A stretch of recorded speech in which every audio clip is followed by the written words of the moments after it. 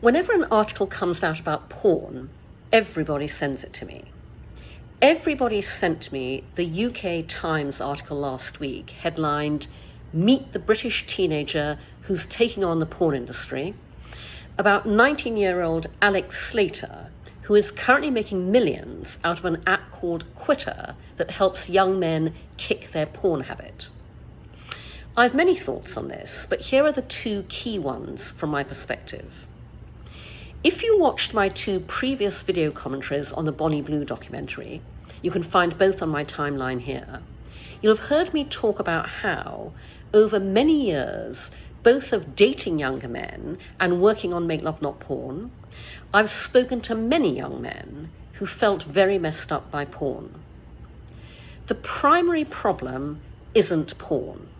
It's how guilty, ashamed, and embarrassed they feel about watching it, getting turned on by it, and masturbating to it.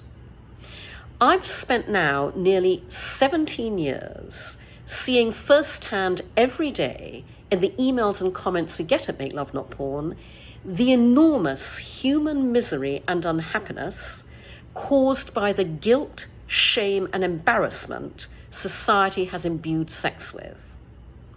So I don't endorse an app that helps young men quit porn, because that only increases their association of their sexuality with guilt, and it's not going to improve their future relationships. I do endorse the solution I built, a platform and a community that normalizes and destigmatizes open, healthy sexual pleasure in the real world, and that role models good sexual values and behavior to reinvent what teenage boys and young men consider sexually aspirational.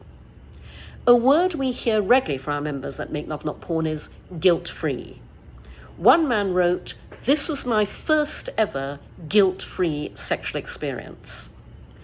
One young man commented on a video by our Make Love Not Porn star Fanny Lust, "Wow, this was the best orgasm I've ever experienced.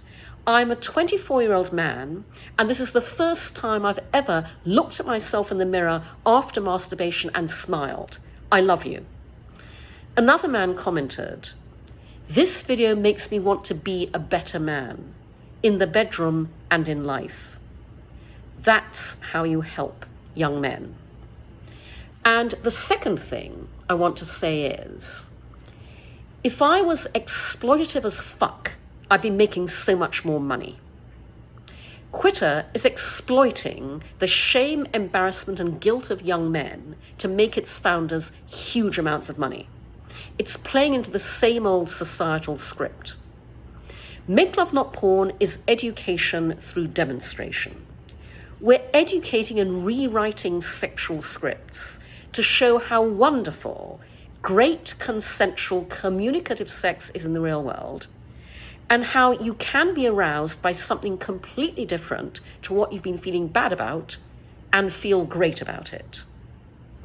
Which do you think helps young men and their future partners and relationships more?